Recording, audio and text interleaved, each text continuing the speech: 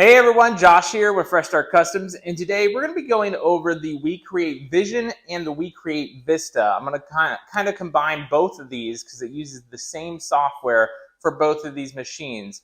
So they're very similar, they're almost identical in both ways, except for the way that they focus. And we're going to cover that in today's video too. So this is going to be a basic guide to start off with, and then we're going to do this in short burst sessions and learn about these machines. So today's video, the start of this series, is going to be learning how to use the machine right off the bat, get your first print starting. I'm going to assume that you could just read the instructions to unbox it and then get it to the point where it's all set up.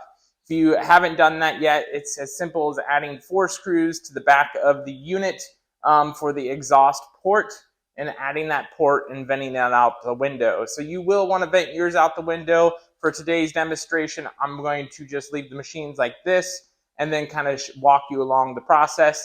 But you'll just turn on your machine and then we're going to get started here. So let's go ahead and jump into the software, show you guys what you first do after you get it set up and get it connected to the software here. All right, you guys, so now that you're ready to download the software for your machine, now that you have the hardware set up, what I want you to do is turn on your machine while you're downloading the software so your machine can get ready. Takes about 40 seconds for the machine to turn on. It's just a power switch in the back. And what we're going to do is go to WeCreat.com, right where you bought the machine, and then you'll click on software here. It's going to load this page and it'll say download. You'll click on download on the Make It software.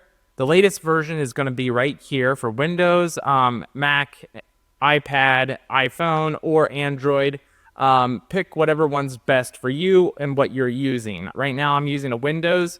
So we're going to click download on the latest version here. You can do that too. It'll download up in the top right corner if you're using Internet Explorer like I am, or Edge, I think they changed it to.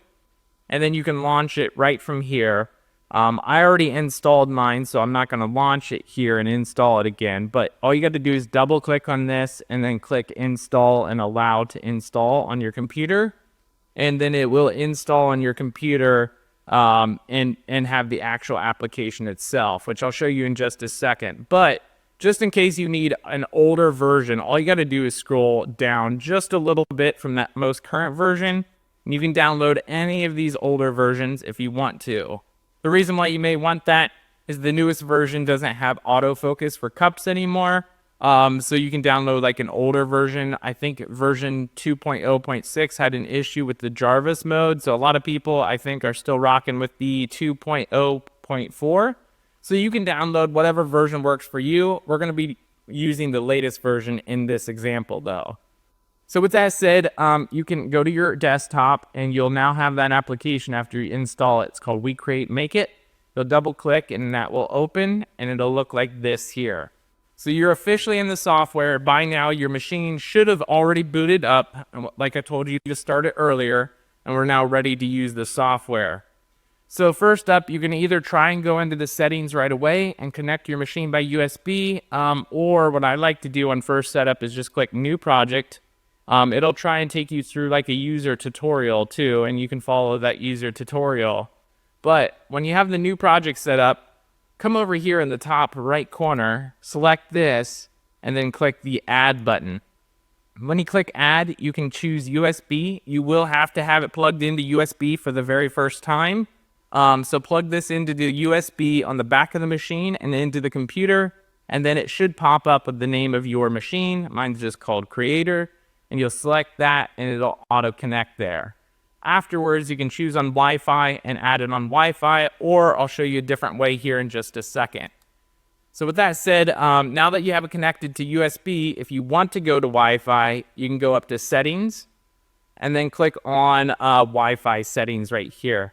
So you'll click on Wi-Fi Settings. I'm not going to click on it because it's going to show all of my available networks in my area, and I don't really want to deal with that right now, but I prefer to use USB because every time you update the software, you will have to reconfigure your Wi-Fi settings. So you can go ahead and just select your network from a list, choose your Wi-Fi password, and then connect to Wi-Fi, and your machine is ready to rock and roll. A few things that I do suggest you turn on here is precise vector path, so it's easier to select vectors in your designs. And then make sure your air assist is switched on. That'll automatically turn on and off for the most part, and this will automatically disable whenever you use the IR head, I believe, in that situation. So just keep that in mind. And then if you want the non-working area for the rotary, so the full rotary area, you can turn that on as well. So now that you have all the settings set up, we are ready to make your first software here. So on the Vista, I'm going to flip back to the other camera. So on the Vista, you're going to have to lift the lid and then hit refresh in the software to get this to focus. And it's going to focus on this little red beam here. You'll see this red beam. It's always in the center of the machine. So that is your focus point. You will have to have a piece of material in the center of the machine every time on the Vista. On the Vision, however, it's different. The Vision will land wherever your design is in the software. So I'll show you an example here of what that is as well. So the Vision, you can put wood anywhere, like a small piece of wood anywhere. The Vista, just make sure it's dead center and it's touching this little dot that comes from the left and it hits the center of the machine. So with that said, now that we have the Vista open, we're going to go ahead and click refresh in the top right corner. This is going to refresh the camera and it's going to show you the board that's in there. So right now, this is the board that is in the machine. And then we can either create our own designs using all this stuff on the left, or you can import one by clicking the little import button down here on the left. So like if you buy from like Etsy or something, you can go ahead and import that.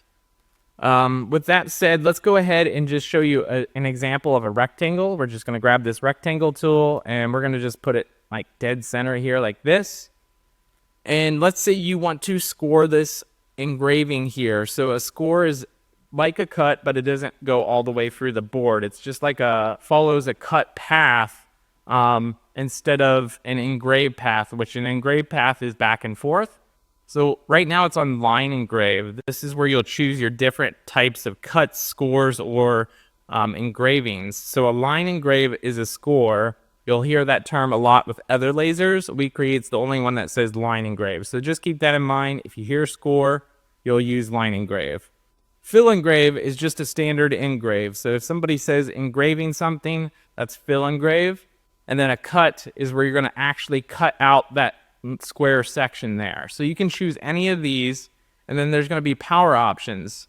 With WeCreat, you have all of these settings that you have to scroll down for in order to see. So just keep that in mind. You have to scroll down to see those.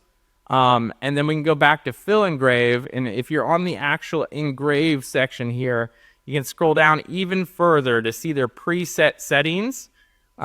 So if you want, what you can do is you would actually see the millimeters of the material. So if you're using any of these exact size materials here, you can open up that window, and let's say you're using leather and you're using this black gold leather that they have. So this is what it's going to look like. They have all this preset settings for 1 millimeter black gold leather, and we'll click confirm. So we're just going to pretend that's what it is, and then you can actually choose this option here, like your little square that you're going to engrave. Scroll down, and you can click on this little card here. So under the card, you can select what setting you want to engrave to. So let's say we wanted this gold color. We just click on that gold color. It'll automatically set the power and speed as you see at the top here. And it will engrave that out on your black and gold leather. Obviously, I have a piece of wood in here, so that wouldn't work for this section. But I just wanted to show you an example if you had something different than the standard wood that they have in here. For this, I would probably choose wood, and I would probably go with the birch plywood here. And this is about 1/4 of an inch. So just to be safe, I would do the 5 millimeters here and click confirm. So for settings, you can definitely get like a baseline for settings from their preset settings here that you can select. So we'll just choose this one. This one looks good. And then you can actually engrave this on your wood. So today I'm not going to do any actual engraving. I'll show you an example of the last engraving that I did on this machine with a cut. in just a second here. But that is how you set up and get your settings and a design set up here. So with that said, if you want to import a design, you can just click on import here, and then you can choose whatever design you want. I'm going to go with this design that I did an example on last time, and it'll import like this. Now, as you can see, none of these black lettering are grouped. You'll have to group that together. So what I like to do is I like to just highlight everything, hold shift, and then deselect the outside line here. So once you have all of this selected, what you can do is you can actually merge these together. And then once it merges, it'll take a second. It'll be one in total engraving instead of engraving separately. So that's something you have to watch out for on WeCreat. It doesn't auto group these or auto merge these together by color. I wish it did on import, but it doesn't. So with that said, we're going to just get rid of this engraving in the top left here. And this is set up for the black letter to be a fill engrave right here. And then the top cut area here, the red section is going to be a cut. So we're going to change that to cut. And with the cut, you're going to have to come up with your own settings and speeds. I think I used 6 speed and 100 power on this last time, and it worked pretty well for the Vista. I may have used 5, but you can set whatever settings you want. Now, if your material's thickness is different than 5 millimeters exactly, you can use auto measure. So auto measure is that same red dot in the center here that's going to focus on your board, and you're going to click auto measure, and that red dot's going to take a picture of your material here. So after it takes a picture, it's going to measure it out. It looks like it's a little bit thicker than 5 millimeters. It's actually 5.74 millimeters thick. So you always want to auto measure, make sure the measurement is correct, because that allows your laser to actually autofocus and cut the material out easier. So with that said, I'm going to shrink this down to size. You can just grab any of these little handles here, and then we're going to shrink it way down. And then all you got to do now is click start. Now that we have it refreshed and focused, if you move your material in any way on the bed, always hit refresh. Now with the vision, like we just focused there, if I had my object all the way in the top left over here and I hit focus, the vision's actually going to lower down and then move its laser head all the way to the top left and focus right here. It doesn't use that little red dot like the Vista does. So that's the only differences between the Vision and the Vista here. So with that said, what we're going to do is we're going to go ahead and hit start. And then it's going to pull up this little start processing here. It says it's going to take about 1 minute and 3 seconds. This is never truly accurate. It usually takes longer. And then what you can do is you can hit frame, and this will actually frame out a square around your engraving on your machine, giving you an idea of where it's going to land. So your Vista is actually going to move the laser head around that area. Just make sure it falls on your material right where you want it to be, and then you'll be good to go. And then you can go ahead and hit send and close the lid on your Vista and hit the start button afterwards, and it'll start engraving and cutting that out. I'll show you an example of this same little design being engraved and cut out on the Vista here right now. And then there you go. So after it's all done, all you got to do is hit the end button. I don't have the end button because I'm not redoing it today. But with all that said, that is how you upload your first design. I know this kind of went super quick. But we're going to get more in depth and detail on each of these things within the software. I just wanted you guys to have a quick rundown of how to use the software and how to get the machine up and going right off the bat here for our first episode.